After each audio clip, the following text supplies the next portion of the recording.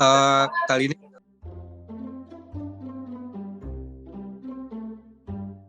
orang yang sangat suka sama otomotif ya, apalagi motor-motor tua seperti RX King ya. Seperti yang kita tahu kan RX King dan motor-motor itu kan motor-motor khas PNS banget ya. Nah, ngomong-ngomong soal motor PNS, kali ini kita kedatangan calon PNS ini. Ya enggak? Ada Karil Sabatari, yoi. Dari mana, Ril?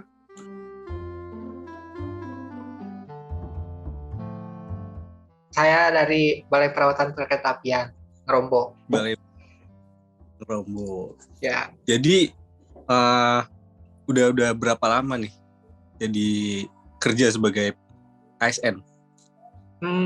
Sekarang berarti udah hitungannya udah Desember ya. Baru berapa bulan? Masih baru lah sekarang. Masih baru. Agustus 8-9 bulan. Tapi dari Desember itu sampai saat ini pasti udah tahu kayak gimana ASN itu sebenarnya, atau mungkin ini deh fungsi ASN. Pasti harusnya lo udah tahu kan. Sama-sama. Oke. Selama di sini ya, sama gue belajar ya. Di sini apalagi sekarang kan lagi ngikutin Latsar juga, Latsar CPNS. Oke. Nah, gue di sini belajar ya adalah kita belajar ada namanya fungsi ASN, di mana fungsi ASN itu ada 3. Yang pertama itu ada ASN itu sebagai pelaksana kebijakan publik. Nah, di situ tuh jadi secara teorinya kebijakan publik itu kan dipahami sebagai apapun yang dipilih oleh pemerintah untuk dilakukan atau tidak dilakukan. Tetapi bagi ASN itu tuh sesuatu kewajiban yang harus dilaksanakan. Jadi kita tuh nggak bisa tidak melakukan kebijakan publik tersebut. Nah, contoh kayak sekarang kayak masa pandemi gini, di mana pemerintah tuh memperlakukan kebijakan ini kan PPKM tuh. Ya, benar. Nah, kita tuh sebagai ASN ketika ada larangan untuk mudik, ya kita nggak ikut mudik gitu. Terus kita nggak ikut kayak long weekend, nggak boleh bepergian keluar daerah kayak gitu-gitu. Terus sifat-sifat kebijakan publik ini kan harus dimengerti lah sama ASN sebagai pelaksana kebijakan publik untuk mencapai tujuan-tujuan yang telah ditetapkan. Apalagi kayak kebijakan yang sekarang contohnya di pandemi ini kan tujuannya untuk menekan angka masyarakat yang terpapar COVID ya. Jadi gimana caranya kita tuh harus jadi contoh buat masyarakat. Soalnya ASN tuh harus mempertimbangkan aspek-aspek yang penting lah dalam mencapai tujuan itu tuh. Jadi ASN dituntut dalam melaksanakan kebijakan publik itu memberikan pelayanan yang berorientasi pada kepuasan publik. Jadi jangan sampai tuh publik tuh kecewa lah sama ASN-nya, udah yang bikin kebijakan terus dia yang nggak laksanain kebijakannya kan. Tapi sebagai kita ASN melaksanakan kebijakan publik, kan kita juga sebagai yang pembuat kebijakan tersebut ya. Gimana misal kayak kita tuh sebenarnya kurang srek nih sama kebijakan ini nih, tapi kita nggak punya power. Sedangkan kebijakan itu tuh berpengaruh kepada kepuasan publik gitu loh, ke tingkat kepercayaan masyarakat kepada kita gitu. Menurut lu gimana soal yang kayak gitu? Soal itu mungkin harusnya ASN ini tuh lebih mendengarkan masyarakat sih. Soalnya kan sebagai pembuat kebijakan itu ciri-ciri pelayanan publik sendiri harus ciri-ciri pelayanan publik yang mementingkan kepentingan publik itu yang bikin masyarakat puas tuh lebih mengutamakan apa yang diinginkan masyarakat harusnya. Dan pada hal tertentu si pemerintah ini sebagai pembuat kebijakan publik harus berperan di sana tuh untuk memperoleh masukan dari masyarakat, dari pelayanan yang dilaksanakan. Harusnya kayak gitu sih. Terus kan sebagai unit kerja publik, pemerintah tuh kan bekerja untuk memenuhi, memproduksi, mentransfer, mendistribusikan dan melindungi kebutuhan, kepentingan, dan tuntutan pihak yang diperintah, di sini masyarakat ya. Jadi dengan demikian ukuran keberhasilan layanan publik itu di mana masyarakat tuh mendapatkan si kepuasan publik ini. Nah itu tuh ya dari ASN-nya sendiri mungkin ya harus dilaksanakan dengan melaksanakan berpegang pada 12 kode etik. Kalau di PNS itu ada namanya 12 kode etik dan kode perilaku yang diatur dalam UU ASN. Terutama upaya untuk mendorong agar ASN berintegritas tinggi.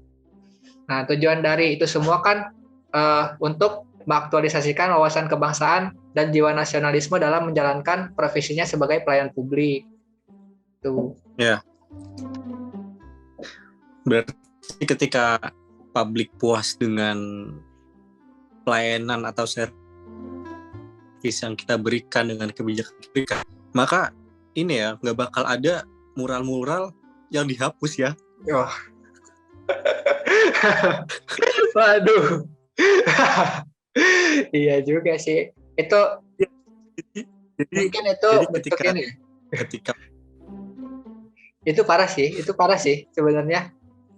Mungkin itu bentuk ketidakpercayaannya, kekecewaan dari masyarakat lah. Mungkin bentuk ketidakpuasan publik ya dari apa yang terjadi sekarang ini ya. Jadi itu kan sebenarnya suatu isu yang bukan suatu hal yang tabu dan yang harus kita tutupin kan. Kita sebenarnya ASN sebenarnya juga pada soal akan hal itu kan. Betul. Jadi mungkin lebih bersinergitas mungkin antar instansi untuk memenuhi dan menjawab kebutuhan-kebutuhan masyarakat agar tidak terjadi hal tersebut. Ya, setuju. Mendengar Setuju. Berarti contoh pelayanan publik yang bisa kita berikan untuk hal-hal semacam biar masyarakat nih bisa menyampaikan aspirasinya, bisa menyalurkan ide-ide saling merugikan biar pihak gitu. Manapun nggak ada yang dirugikan gitu. Kita bisa ngasih apa sih pelayanan publik diberikan gitu. Kalau itu sih mungkin ya, kalau dari pelayanan publiknya sendiri bisa jadi kalau sekarang kan mungkin kalau yang sekarang viral-viral gitu ada dalam hal ya tadi dibilang contohnya ada mural-mural yang dihapus ya, itu lumayan ini sih, lumayan harusnya sih itu terlalu mengganggu sih kalau ininya.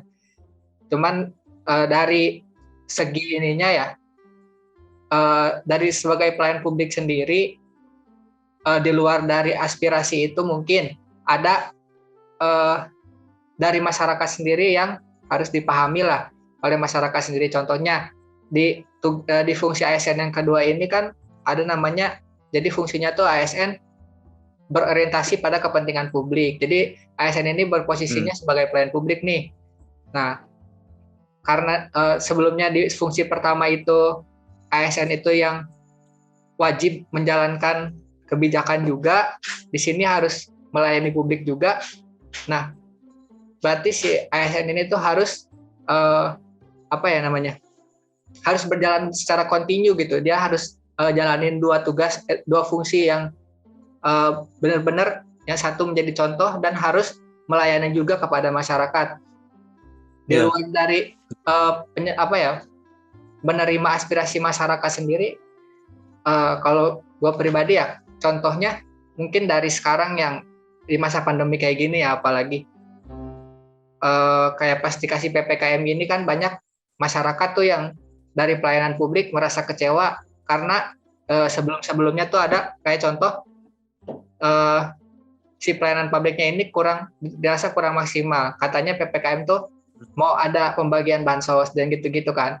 Sedangkan sekarang bansosnya malah ada yang korupsi kan itu sebenarnya ada oknum-oknum juga dari pelayanan publik sendiri yang mungkin sangat disayangkan ya sebenarnya.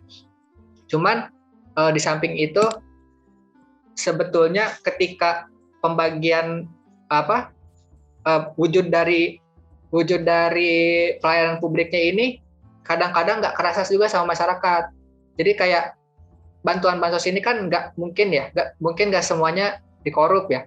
Pasti ada yang tersalurkan dan di sisi lain juga pasti ada orang yang terbantu juga.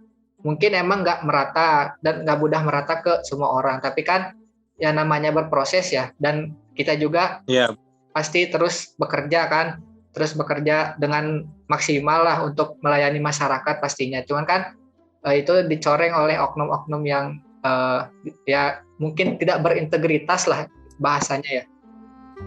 Oh, jadi make sense real. Kenapa orang sekarang banyak yang menyalurkan kekecewaannya dengan mural? Itu karena ada oknum ASN yang nggak bisa ngasih pelayanan publik secara maksimal, bener nggak? Make sense kan? Ya, betul. Banyak yang dikorupsi, yang dikurang-kurangin. Itu makanya kenapa Anda sebagai ASN, ya kan, harus memiliki integritas tinggi, ya enggak? Ya, menurut setuju. Menurut lu pribadi, kenapa sih ASN itu harus punya integritas tinggi? Menurut gua, itu berhubungan sama fungsi ASN yang ketiga berarti. Jadi kan gitu. di fungsi yang ketiga ini ASN ini merupakan Jadi ASN itu fungsinya harus memiliki integritas tinggi, di mana kita tuh harus menjaga persatuan dan kesatuan bangsa, atau biasa disebut perekat dan pemersatu bangsa. Bukan pemersatu bangsa yang biasa kita lihat tapi ya. Bukan pemersatu bangsa itu. Di sini tuh ASN sebagai yang memiliki integritas tinggi itu, jadi kita sebagai aparatur negara tidak hanya memberikan pelayanan publik, tapi juga harus merupakan kepanjangan tangan negara dalam mewujudkan persatuan dan kesatuan bangsa. Nah, di sini itu gimana ASN harus punya jiwa nasionalisme dan wawasan kebangsaan yang kuat. Jadi dia tuh harus punya kesadaran sebagai penjaga kedaulatan negara, menjadi perekat bangsa dan mengupayakan situasi damai di seluruh Indonesia. Harus menjaga keutuhan NKRI lah ibaratnya. Ya. Berarti itu sekaligus menjawab kita sebagai ASN itu sebagai pemersatu bangsa ya. Ya. Jadi kita tuh sebagai ASN tuh jangan mementingkan kepentingan kelompok, individu sama golongan kita. Kita tuh harus merata lah, harus ada kesetaraan lah. Semua warga Indonesia tuh harus kita layani dengan baik. Kayak contohnya mungkin ya di masa pandemi ini lagi nih, udah paling kerasa di pandemi ini nih. Jadi dalam menegakkan kebijakan khususnya PPKM nih, seorang ASN jadi harus mengutamakan dan mementingkan persatuan dan kesatuan bangsa. Jadi kepentingan kelompok, individu, golongan itu harus disingkirkan demi kepentingan yang lebih besar, yaitu kepentingan bangsa dan negara di atas segalanya. Jadi ASN ini harus netral dan adil, tetap tidak membuat kebijakan yang diskriminatif. Contohnya kayak yang sekarang ini kan kayak pembatasan yang PPKM ini, kita dibatasi pergerakan, dikecuali di sektor yang esensial gitu kan. Nah itu kan termasuk keadilan lah. Jadi gimana caranya negara itu tetap berjalan, tapi harus ada yang diselamatkan juga, harus ada yang dikorban, meskipun itu dikorbankan sih. Ya, meskipun banyak yang juga yang terkena dampaknya ya, tapi kan kayak mau nggak mau, dan itu usaha, mungkin dibilang usaha terbaik pemerintah untuk saat ini kan. Betul. Dan kita sebagai ASN harusnya ya saling membahu untuk membantu yang yang terdampak itu, yang tidak dapat bantuan secara langsung dari pemerintah kan. Ya, minimal ya PNS inilah jadi teladan lah di lingkungan masyarakat, minimal kayak gitulah kalau menurut gua. Jadi PNS itu harus jadi panutan di masyarakat, harus jadi contoh, jadi pemberi solusi, bukan jadi sumber masalah. Jadi misalnya kalau ya ibaratnya mending kita tuh kasih contoh yang baik lah daripada cuman diam-diam aja juga gitu kan. Tugas kita sebagai pelayanan publik juga kan tadi. Betul. Barusan lu banyak banget nih nyinggung soal nasionalisme terus etika publik ya kan.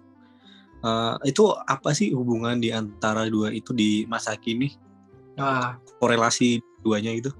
Ya, jadi si nasionalisme sama etika publik ini erat kaitannya sama fungsi ASN tadi. Jadi si ASN ini kan harus memiliki jiwa-jiwa itulah, jiwa nasionalisme dan harus beretika publik di antaranya. Nah, itu tuh di ASN ini masuk ke namanya ada aneka. Nah, itu namanya aneka dalam mengemban dan melaksanakan tugas jabatan sebagai ASN. Bentar gue nggak tahu aneka itu apa. Mungkin lo yang lebih. Jadi gue sebagai menempatkan diri di sini sebagai masyarakat umum, lo harus tahu aneka itu apa ke gue. Oke. Jadi gini, aneka itu akronim ya, dia akronim. Jadi dari A, N, E, K sama A. Nah, A-nya sendiri menurut yang gue belajar, A-nya itu bisa anti korupsi atau juga bisa A yang di belakang, akuntabilitas. Jadi dia tuh bisa akuntabilitas dulu di awal atau anti korupsi yang di awal. Bisa aja kayak gitu. Cuman tergantung dari referensi belajarnya dari mana. Kalau gue sendiri, A yang pertama itu anti korupsi. Kemudian N-nya ini nasionalisme. E-nya itu etika publik. K-nya itu komitmen mutu. Terus A-nya terakhir akuntabilitas. Nah, jadi di sini tuh makanya tadi ada namanya nasionalisme sama etika publik. Dia tuh masuk di sini sebagai nilai dasar yang harus dimiliki sama ASN. Terus anti korupsi nih, gue jelasin deh satu-satu ya kalau kayak gitu. Biar agak inilah, biar ada sedikit penjelasan. Anti korupsi sendiri di sini ya lu ngerti lah. Anti korupsi kan di Indonesia marak banget ya yang namanya korupsi ya. Jadi kalau misalnya kayak sekarang itu ada pegawai ASN atau pejabat yang masih korupsi, itu tuh udah bukan ASN nih sebenarnya, ya nggak sih? Sebenarnya kalau dilihat dari sekarang yang korupsi bukan ASN-nya ya, tapi menterinya.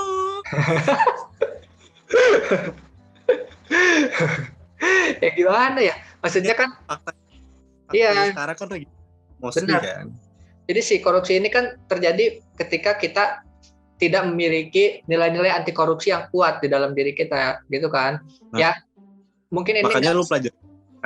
Ya, makanya di ASN itu harus ada nilai dasar aneka ini. Soalnya kan kita sebagai pelayanan publik, ya kali masih korupsi kan, apalagi kayak kemarin ada yang kasus sampai korupsi bansos, udah buat bantuan dikorupsi juga kan, terlalu ini ya. Terlalu keterlaluan lah itunya. Ya katanya mau gantung di Monas nggak jadi kan? Tahu Jokowi bilang gitu Ril. Ya gitu. Jadi Jadi korupsi itu kan, jadi ketika kita tidak memiliki nilai-nilai anti korupsi, ya kayak gitu. Jadi kita harus membiasakan dan mengembangkan nilai-nilai anti korupsi ini biar memiliki kendali diri terhadap pengaruh buruk lingkungan. Nah, jadi kita tuh bakal kalau bisa nanamkan nilai-nilai anti korupsi ini, bakal bisa lah menghindari praktek-praktek korupsi. Nah, dari anti korupsi sendiri itu dia kalau yang gue dapat ya, dia tuh ada tiga aspek di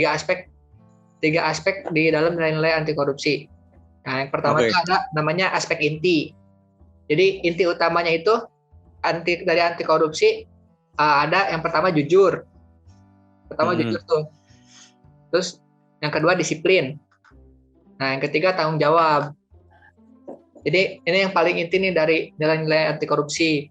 Jujur sendiri kan jadi kita merupakan sikap dan perilaku kita yang mencerminkan kesatuan antara pengetahuan, perkataan, dan perbuatan. Jadi selaras lah. Jadi kita tuh jadi orang yang benar-benar apa yang dikatain sama apa yang diperbuat tuh sama lah gitu.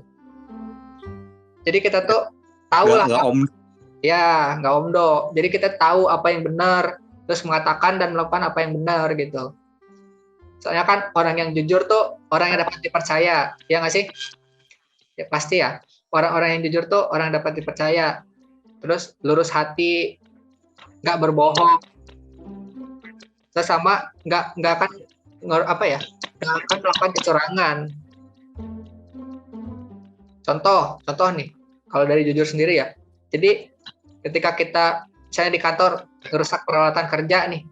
Nah, jadi pas kita yang ngerusak nih. Nah, tapi kan apa yang rusak namanya fasilitas kantor harus dilaporkan ya. Nah, jadi kita tuh nggak menyembunyikan itu, kita harus jujur, harus berani jujur.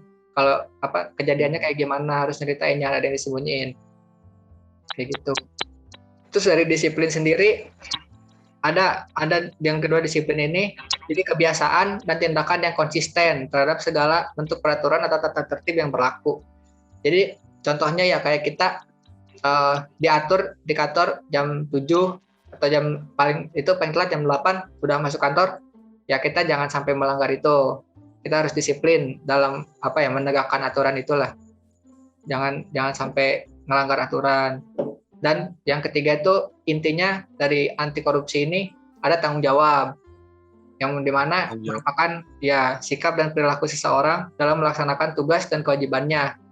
Jadi setiap apa yang dikerjakan harus harus dia tuh harus bertanggung jawab lah atas apa yang dia kerjakan gitu. Terus yang kedua ada aspek sikap. Yang tadi aspek inti, yang 3 tadi. Terus sekarang ada aspek sikap. Jadi dari nilai-nilai anti korupsi ini, dari aspek sikapnya sendiri, jadi si ASN ini tuh harus dalam menerapkan nilai anti korupsi harus bersikap adil. Terus yang kedua bersikap berani. Yang ketiga harus peduli. Adil di sini jadi ya dia nggak berat sebelah lah. Dia tuh harus adil sama siapapun dalam melayani masyarakat. Kemudian berani. Berani tuh ya harus mantap lah. Hatinya tuh harus mantap. Jadi ketika dia tahu itu benar, ya dia harus mau menegakkan itu. Terus kalau peduli, jadi kita harus memperhatikan sekitar lah, apalagi masyarakat ya. Ya balik lagi ke fungsi ASN tadi. Jadi sebagai pelayan publik, kita harus peduli lah sama lingkungan, sama orang lain, bagi sama masyarakat yang membutuhkan. Kayak kita lagi sekarang, lagi pandemi gini ya, kita minimal ada bantuan lah sama masyarakat sekitar yang terdampak. Gitu. Terus yang ketiga, ada yang ketiga, terakhir ada aspek etos kerja dari nilai-nilai anti korupsi ini. Jadi ASN sendiri dalam etos kerjanya dia harus mencerminkan kerja keras, nilai-nilai kerja keras, terus mandiri, terus dia tuh harus sederhana. Nah, kerja keras ini ya kita tahu sendiri lah. Jadi kita tuh harus beneran sungguh-sungguh berusaha pas menyelesaikan berbagai tugas yang diberikan oleh pimpinan contohnya. Jadi harus dikerjain dengan sebaik-baiknya, jangan ini udah kerjain aja asal jadi. Nah, kan itu tuh kan jadi banyak yang ya itu tuh bakal menumbuhkan nilai-nilai melunturkan nilai-nilai anti korupsi. Bisa jadi nanti pas udah menggampangkan kan, ini mah udah kerjain seadanya aja. Ntar giliran dapat yang misalnya ada proyek-proyek besar, ini mah udah segini aja. Taunya ada anggaran yang kemana meleset kan, udah mulai nanti muncul bibit-bibit korupsinya dari situ. Terus dari mandiri sendiri, dia dapat berdiri sendiri. Kita tuh jadi nggak bergantung sama orang lain. Dimana kan kayak korupsi, kalau udah namanya korupsi ya, udah dapat uang, ya udah pasti mau nggak mau pasti bergantung. Mau nggak mau ada yang mengontrol dirinya kan. Nah, dari situ udah pasti hilang lah nilai anti korupsinya tuh pasti hilang lah.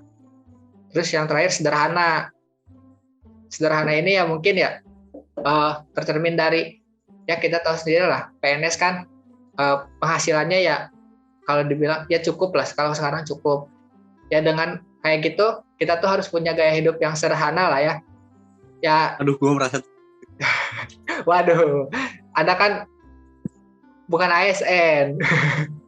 Oh iya. Kalau bukan ASN nggak apa-apa.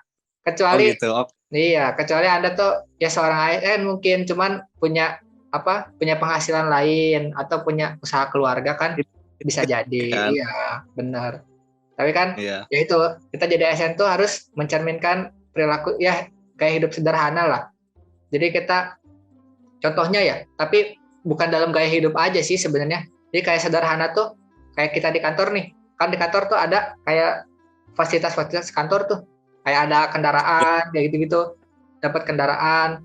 Ketika kita tuh nggak dapat tugas dari kantor untuk menggunakan fasilitas itu, ya kita nggak usah menggunakan. Apalagi kayak saya contoh, gue pengen ke depan nih ada motor kantor, pakai motor kantor aja apa ya buat beli makan misalnya. Nah itu udah mulai menumbuhkan nilai-nilai melunturkan nilai-nilai anti korupsi, menumbuhkan jiwa-jiwa udah mulai mau korupsi nih. Soalnya kan namanya fasilitas kantor didanai oleh kantor kan, jadi kita kayak merasa enak aja gitu makanya. Iya. Betul. Terus nih yang selanjutnya tadi anti korupsi kan ya, baru A tuh. Baru A itu. Iya. Okay. Baru A. Sekarang ada nih nasionalisme yang kedua, N nasionalisme.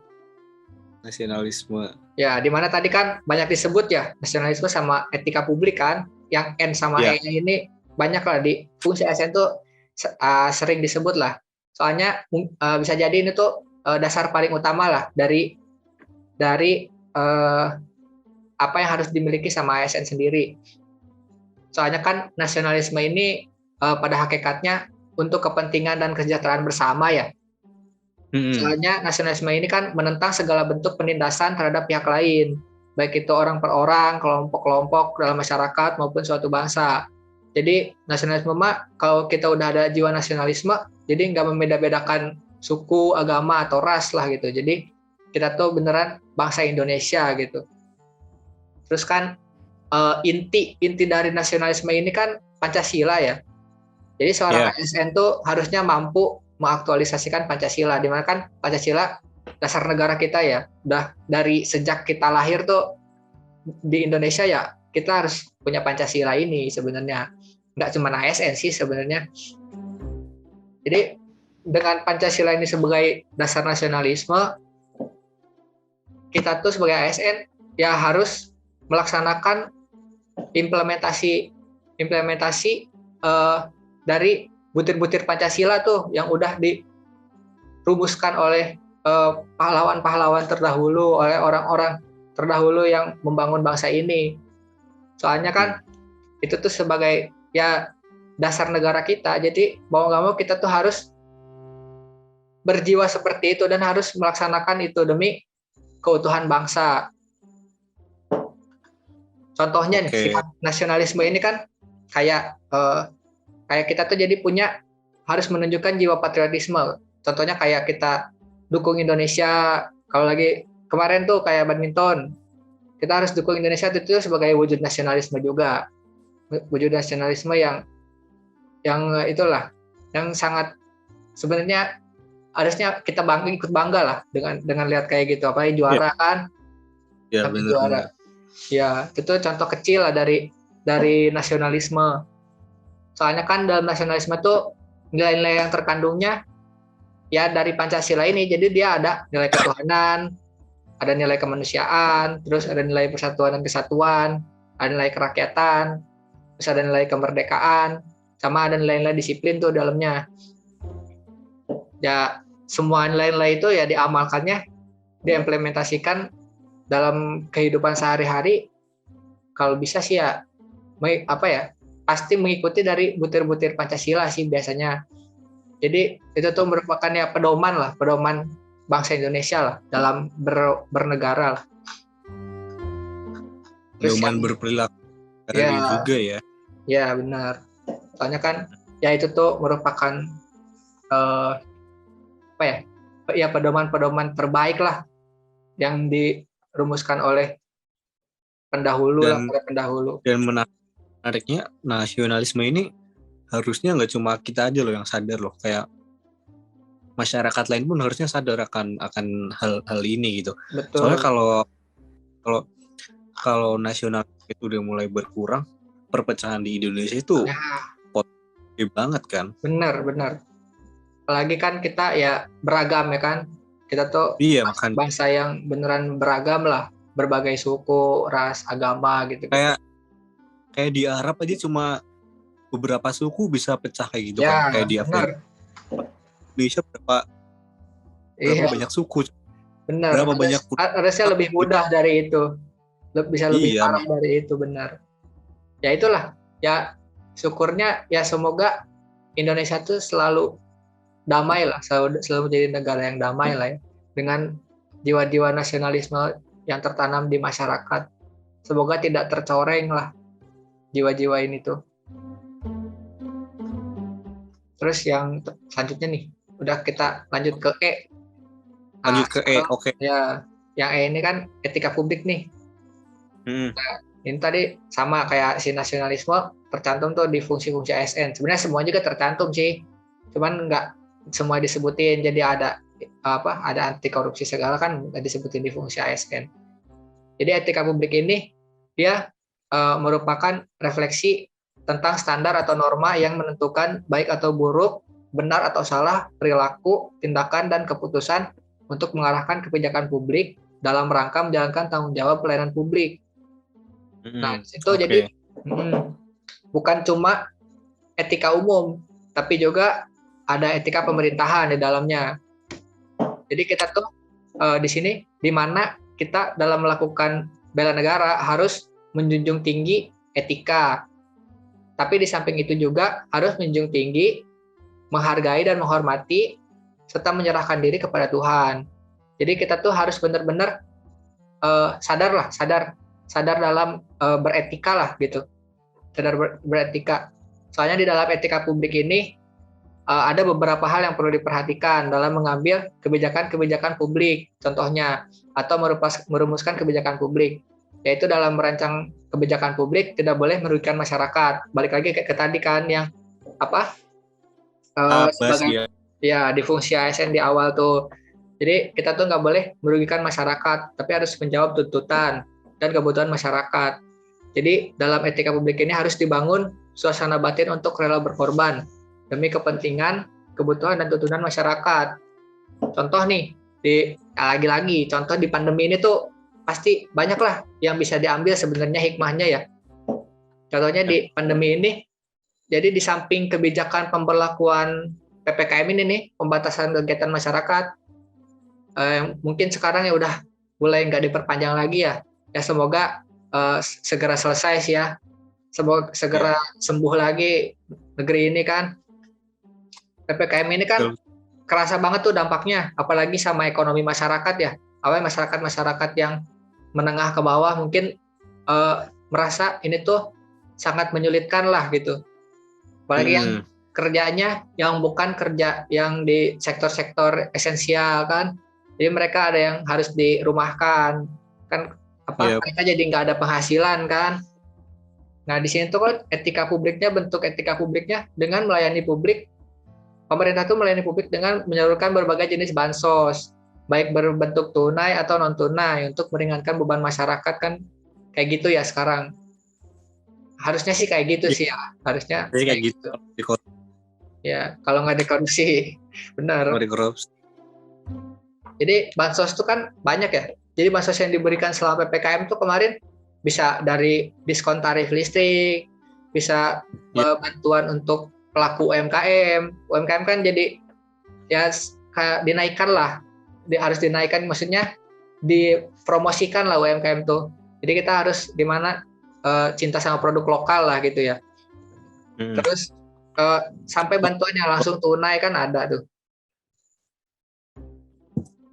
Meskipun ya itu dengan syarat-syarat tertentu kan si bantuannya. Iya betul.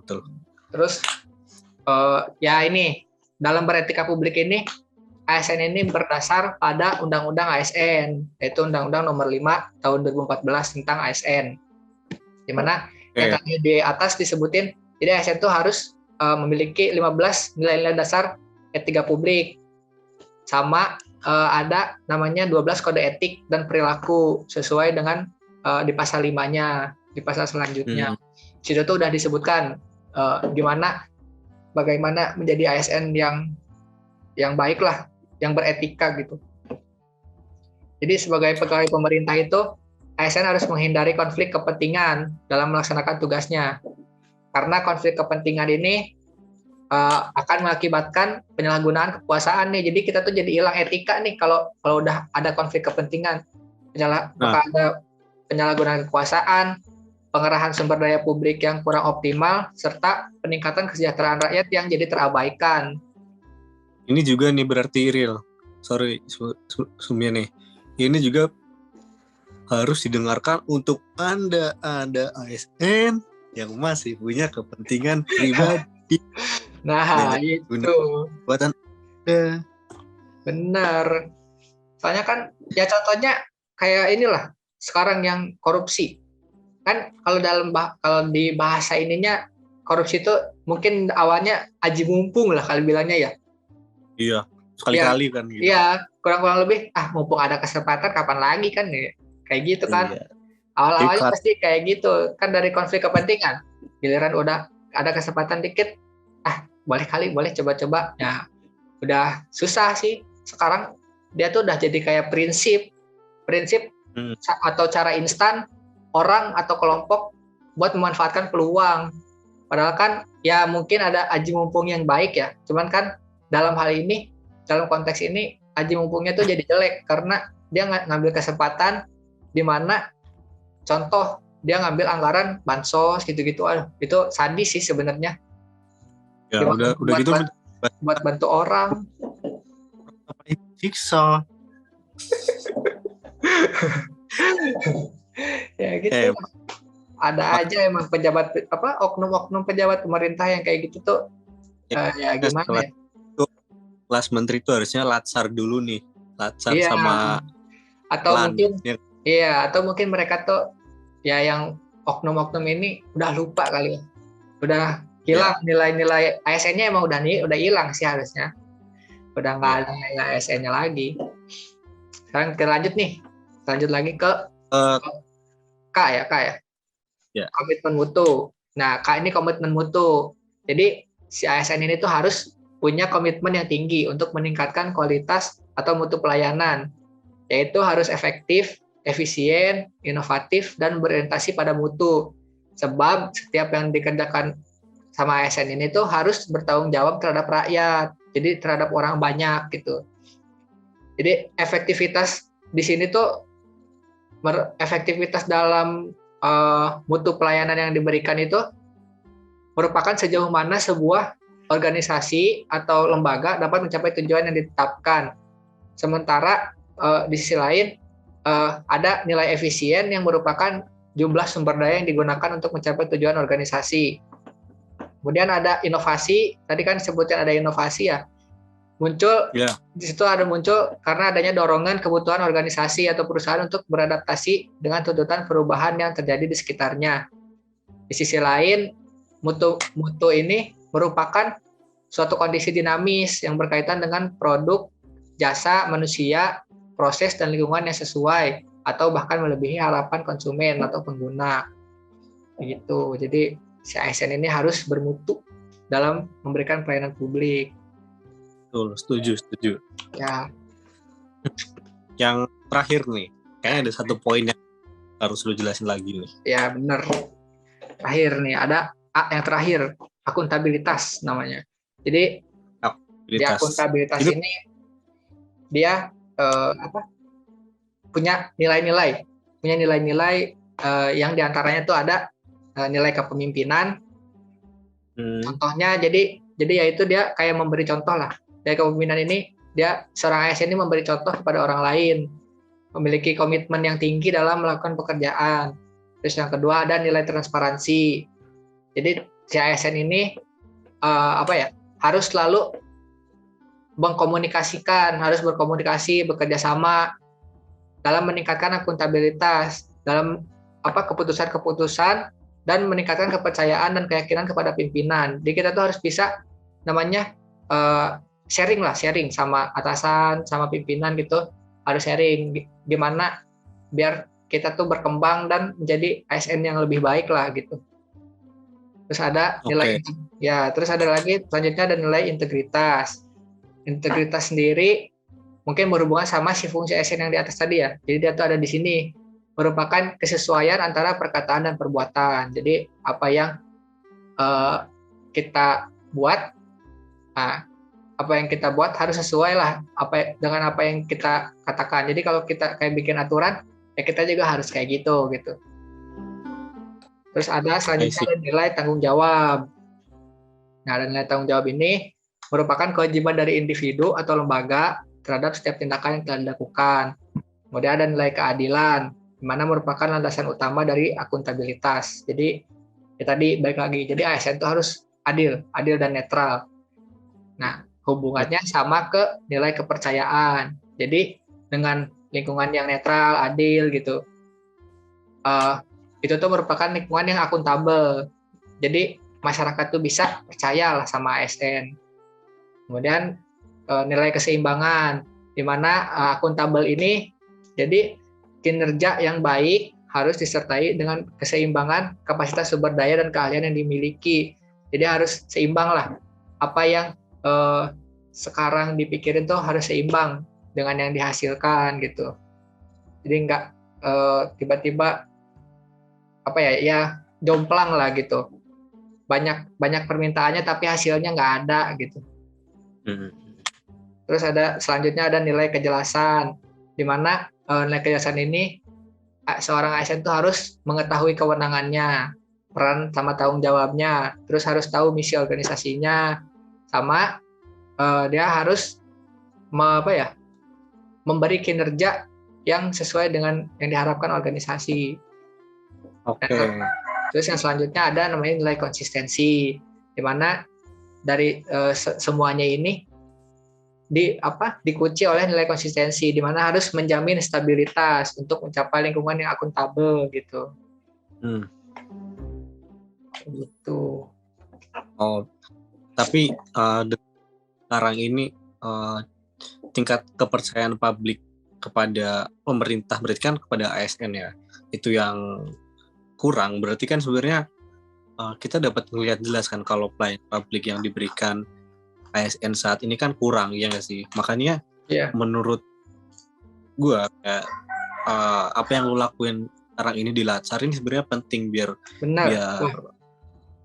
nanti tercipta suatu ASN yang benar-benar bisa dapat diandalkan nggak sih? Dan semoga nilai-nilainya nggak luntur ya. Iya, benar. Setuju sih. Ini tuh benar-benar penting sih sebenarnya dalam membangun jiwa-jiwa aparatur sipil negara yang benar-benar ASN gitu. Soalnya kita tuh di sini nggak cuman belajar gimana jadi PNS gitu. Yang sekarang stigmanya kan jelek banget ya PNS dari dulu mungkin ya. Yang namanya PNS datang pagi terus di kantor ngopi-ngopi, hihi, pulang sore. Nah kan nggak gitu kan seharusnya. Ya kita di situ belajar gimana ASN yang sebenarnya kan. Dia terbuka lah. Jadi kita harus menghilangkan stigma-stigma jelek gitulah di luar di masyarakat. Kita tuh harus kasih kepercayaan yang baik lah buat masyarakat. Oke, tapi dari semua yang udah kita obrolin dari tadi nih, pertanyaan terakhir gue gini, seberapa penting sih nasionalisme dan etika publik sebagai ASN itu? Mungkin kalau bisa dikasih rate 1-10 atau berapa kayak kalau 5 kayak Gojek. Kalau itu udah pasti sih, udah pasti harus benar-benar kalau bintangnya paling banyak ya bintangnya paling banyak, udah namanya nilai-nilai dasar ya. Kalau kurang sedikit ya pasti ada kerasa outputnya atau hasilnya yang kurang nanti. Ya kan nasionalisme betul. Ini kan balik lagi tadi karena dia berlandaskan Pancasila, jadi itu tuh bukan cuman buat ASN loh. Kita tuh kebetulan aja menjadi ASN, maksudnya bukan kebetulan. Ketika kita jadi ASN, kita tuh jadi disadarkan, nih ternyata bahasa Indonesia tuh kayak gini loh gitu. Iya, benar. Harusnya, kita jadi. Iya kan. Iya benar. Jadi harus kayak gitu. Harus punya jiwa nasionalisme lah, harus sadar menjadi bangsa Indonesia ini. Jadi gimana kita nanti bakal jadi bakal tumbuh lah, gimana kita jadi beretika. Apalagi seorang ASN tuh ya penting lah namanya beretika. kan kita namanya melayani masyarakat ya, pasti etika itu sangat penting sih pasti. Jadi bisa gue simpulin nih dari yang tadi kita obrolin dari tadi, etika publik itu sangat penting sebagai kita ASN untuk melakukan pelayanan publik, bener nggak? Ya. Kenapa pelayanan bagus? Demi membangun suatu ekosistem yang baik, ya nggak? Kayak nasional, jiwa nasionalisme kita juga harus baik buat melakukan pelayanan publik yang baik, ya nggak? Iya, harus memberi. Jadi kita bisa memberi contoh lah. Jadi balik lagi tadi ke fungsi ASN utamanya. Jadi kita tuh ya diimplementasikannya dengan kayak gini. Dasar-dasarnya dari situ gitu. Oke. Dan untuk Anda warga masyarakat umum yang menonton dan beranggapan bahwa kenapa ini orang teman saya hanya bisa ngomong, belum bisa do something karena dia masih umbi-umbian, dia belum bisa melakukan, ya nggak sih, belum bisa melakukan sesuatu yang luar gitu, ya nggak? Betul. Untuk Anda warga masyarakat umum butuh waktu, sabar, paling nggak nunggu sampai jadi dirjen ya berapa tahun, paling nunggu sampai kita bisa benar-benar terlibat dalam membuat suatu kebijakan yang sangat berpengaruh ya bagi masyarakat. Betul. Bener-bener kita tuh posisinya di situ sebagai orang yang menaruh ide, bukan cuma sebagai yang ya udah juru tulis dan juru ini ngetik ya. Karena kita ya masyarakat umum kita masih berada di level yang bawah ya. Perlu waktu ya, waktu paling enggak kan kita sudah menanamkan apa yang harus kita lakukan untuk kedepannya kan, demi membawa bangsa ini ke arah yang lebih baik, ya nggak? Bersama Gen Z kita percaya ya benar. Indonesia. Kita harus jadi ASN milenial yang bagus lah, ASN Kemenhub yang bagus. Ya, melek teknologi, mantap. Ya, bener, harus melek teknologi. Teman-teman, segitu aja paling episode kali ini, dan nggak tahu bakal ada episode lain atau enggak. Sekian, saya Aldi pamit. Saya Karil, terima kasih atas undangannya. Terima kasih banyak. Di podcast Marbot, karena saya pakai baju koko, habis ini mau ngepel masjid. Ya, Assalamualaikum warahmatullahi wabarakatuh. Waalaikumsalam warahmatullahi wabarakatuh.